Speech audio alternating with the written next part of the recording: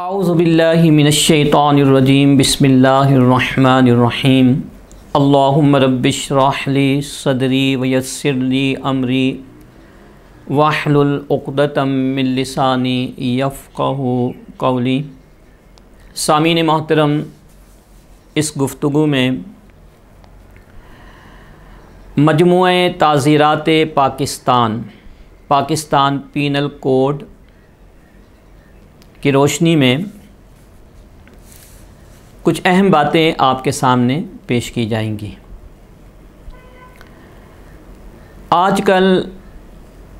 ہمارے معاشرے میں کچھ ایسے لوگ بدباطن پیدا ہو چکے ہیں جو اگرچہ ہر زمانے میں کسی نہ کسی صورت میں ہمیں ملتے ہیں، لیکن فی زمانے وہ کچھ زیادہ ہی سر اٹھا چکے ہیں۔ وہ لوگ کبھی صحابہ کرام علیہم رضوان کی معاذ اللہ توہین کرتے ہوئے نظر آتے ہیں، تو کبھی اہل بیت اطہار یعنی رسول اللہ صلی اللہ علیہ وسلم کے کاشان اقدس سے تعلق رکھنے والے نفوس قدسیہ اور ازواج مطہرات کی شان میں معاذ اللہ تنقیص کرتے ہوئے نظر آتے ہیں۔ اسی طرح کچھ ایسے عاقبت نااندیش لوگ بھی ہمیں ملتے ہیں جو خاص طور پر مذہب باطلہ، قادیانی، لاہوری، احمدی کے اندر موجود ہیں، جو خود کو مرزا قادیانی کا صحابی قرار دیتے ہیں معاذ اللہ، یا اس کے اہل بیت میں خود کو شامل کر کے وہی مفہوم لیتے ہیں جو رسول اللہ صلی اللہ علیہ وسلم کہ اہل بیت اطہار کے لیے اہل اسلام لیتے ہیں۔ میں یہاں آپ کو قانونی اعتبار سے یہ بتانا چاہتا ہوں کہ جو پاکستان کے تعزیراتی قوانین ہیں، پینل کوڈز ہیں، ان میں بھی ان تمام امور باطلہ کی اجازت نہیں ہے، اور انہیں تعزیرات پاکستان کے تحت قابل سزا جرم قرار دیا گیا ہے۔ چنانچہ اس اعتبار سے جو سب سے اہم کلاز ہے یا آرٹیکل ہے وہ 298 ہے، 298۔ مجموعہ تعزیرات پاکستان کی دفعہ 298B کے تحت کسی کو اس بات کی اجازت نہیں ہے کہ وہ خود کو کسی ایسے شخص کا صحابی قرار دے، یا کسی عورت کو اس بات کی اجازت نہیں کہ وہ خود کو کسی ایسے شخص کی صحابیہ قرار دے جو اپنے نبی یا رسول ہونے کا جھوٹا دعویٰ کر رہا ہو، کیونکہ اب یہ سلسلہ ختم ہو چکا ہے،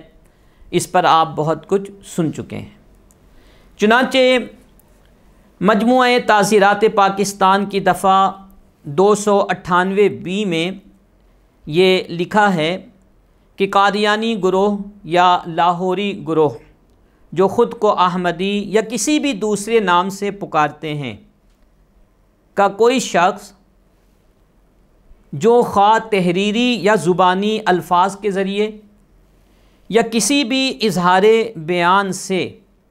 رسول پاک صلی اللہ علیہ وسلم کے کسی خلیفہ یا صحابی کے علاوہ کسی شخص کو امیر المومنین، خلیفۃ المومنین، خلیفۃ المسلمین، صحابی یا رضی اللہ تعالی عنہ کے القاب سے ذکر کرتا یا مخاطب کرتا ہے، تو وہ مجموعہ تعزیرات پاکستان کی دفعہ 298B کے تحت مجرم ہے، اور اس کی سزا بھی باقاعدہ اس قانون میں تجویز کی گئی ہے، جو 1 برس تک ہو سکتی ہے، یا جرمانے کی سزا ہوگی، یا دونوں سزائیں بیک وقت ایسے شخص کو دی جائے گی۔ لہٰذا یہ میں نہیں کہتا، یہ ہمارا قانون کہتا ہے جو پاکستان میں نافذ العمل ہے، کہ قادیانی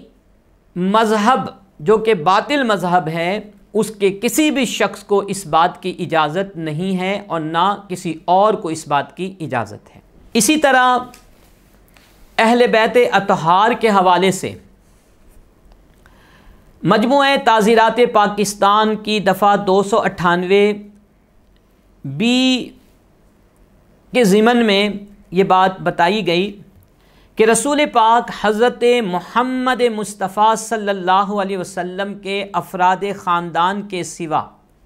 کسی دوسرے شخص کو اہل بیت کے نام سے یاد کرنا یا مخاطب کرنا، یہ بھی قابل تعزیر جرم ہے،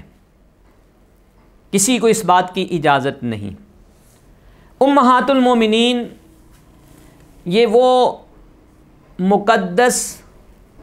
خواتین ہیں کہ جو امت کی مائیں ہیں۔ قرآن مجید فرقان حمید کے مطابق رسول اللہ صلی اللہ علیہ وسلم کی تمام ازواج مطہرات امت کی مائیں ہیں، جن کا احترام، جن کا ادب ہر مسلمان پر اپنی ماں سے بھی بڑھ کر ہے۔ مجموعہ تعزیرات پاکستان کی دفعہ 298B کی دفعہ B میں، یعنی یہ آپ سمجھنے کے سب کلاز ہے، اس میں یہ بات بھی کہی گئی کہ قادیانی فرقے کے جو لوگ ہیں انہیں اس بات کی اجازت نہیں کہ وہ اپنی بیوی یا بیویوں کے لیے ام المومنین یا امہات المومنین کا مقدس لفظ استعمال کریں، یعنی ان تمام دروازوں کو آئین پاکستان اور تعزیرات پاکستان میں بند کر دیا گیا، جس کی وجہ سے رسول اللہ صلی اللہ علیہ وسلم کے منصب ختم نبوت و رسالت پر حرف آتا ہو۔ میں سلام پیش کرتا ہوں ان تمام علماء کرام، مشائخ اعظام کو، اور ساتھ ہی اس وقت کی اسمبلی میں موجود تمام اہل ایمان کو، تمام ممبران کو، وکلا کو، اور معاشرے کے ان تمام افراد کو جنہوں نے تحریک چلا کر، اپنی جانوں کا نذرانہ پیش کر کے، جیلیں کاٹ کر، سزائیں برداشت کر کے ان قوانین کو پاس کرایا۔ سامعین محترم، قادیانی گروہ اپنی عبادت گاہ کے لیے مسجد کا لفظ بھی استعمال نہیں کر سکتے۔ آج بہت سارے درد دل رکھنے والے نام نہاد مسلمان ان کے لیے کہتے ہیں کہ اس میں کیا حرج ہے۔ ہمارا قانون انہیں اپنی عبادت گاہ کو مسجد قرار دینے سے منع کرتا ہے، نہ صرف مسجد قرار دینے سے، بلکہ اپنی عبادت کے لیے جن الفاظ کے ساتھ وہ لوگوں کو بلاتے ہیں ان الفاظ کو آذان بھی نہیں کہا جا سکتا۔ عمارت کا نقشہ بھی ایسا نہیں بنایا جا سکتا جسے دیکھ کر مسجد ہونے کا گمان ہو۔ یہ سب 298 مجموعہ تعزیرات پاکستان کی دفعہ 298 میں موجود ہیں۔ ابھی بات ہو رہی تھی کہ جو پاک ہستیاں ہیں ان کی تضحیک، ان کی بے حرمتی، معاذ اللہ ان کی توہین، یہ بھی قابل تعزیر جرم ہے پاکستان کے قوانین کے مطابق۔ آج بہت سارے ایسے بدباطن بدقماش لوگ مسلمانوں کے خلفاء بالخصوص شیخین کریمین حضرت ابوبکر صدیق رضی اللہ تعالی عنہ، جنہیں اجماعی طور پر افضل البشر بعد الانبیاء ہونے کا شرف حاصل ہے، انبیاء کرام کے بعد تمام انسانوں میں افضل ترین ہستی ہونے کا شرف حاصل ہے، ان کی شان میں حضرت عمر فاروق رضی اللہ تعالیٰ عنہ، جن کے بارے میں رسول اللہ صلی اللہ علیہ وسلم نے فرمایا کہ اگر میرے بعد کسی رسول یا نبی کا آنا مقصود ہوتا تو وہ عمر ہوتے ہیں، لیکن میں خاتم النبیین ہوں، میرے بعد کوئی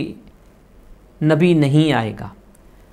ان عمر رضی اللہ تعالیٰ عنہ کی شان میں گستاخیاں کر رہے ہیں۔ اسی طرح نبی کریم علیہ السلام کے دیگر اصحاب حضرت امیر معاویہ، حضرت ابو سفیان رضی اللہ تعالی عنہما کی شان میں گستاخیاں کر کے اہل ایمان کو تکلیف پہنچا رہے ہیں۔ ہمارے وہ ادارے جن کی ذمہ داری یہ ہے کہ وہ پاکستان کے قوانین کو پاکستان کی سوسائٹی پر نافذ کریں، وہ ان تمام گستاخیوں کا سخت ترین ایکشن لے، وگرنہ آنے والے وقتوں میں ایسا طوفان کھڑا ہو سکتا ہے جو ہمارے ملک کے لیے کسی بھی صورت میں سود مند یا فائدہ مند نہیں ہے۔ سامعین محترم، اسی معاشرے میں ایسے لوگ بھی سر اٹھا چکے ہیں جو رسول اللہ صلی اللہ علیہ وسلم کی ازواج مطہرات اور نبی کریم علیہ السلام کے اہل بیت اطہار، جن میں حضرت علی شیر خدا، حضرت فاطمۃ الزہرا، حضرت حسنین کریمین شامل ہیں، ان کے بارے میں بھی زبان درازی کرتے ہوئے نظر آ رہے ہیں۔ جب ہم مجموعہ تعزیرات پاکستان کا مطالعہ کرتے ہیں تو ہمیں یہ حوصلہ ملتا ہے، ہمارے قوانین ان تمام قسم کی بے ادبیوں اور گستاخیوں کے لیے سیسا پلائی دیوار بنے ہوئے ہیں۔ ضرورت اس امر کی ہے کہ انہیں ایمانداری کے ساتھ نافذ کیا جائے، تاکہ کوئی بھی بدباطن اور کوئی بھی بدقماش قسم کا شخص کسی بھی مقدس ہستی پر اپنی زبان درازی نہ کر سکے۔ اللہ تعالی ہمیں جناب رسول کریم صلی اللہ علیہ وسلم اور آپ کی ذات گرامی سے تعلق رکھنے والی تمام ہستیوں کا ادب اور احترام کامل طور پر نصیب فرمائے۔ وما علیہ الا البلاغ المبین۔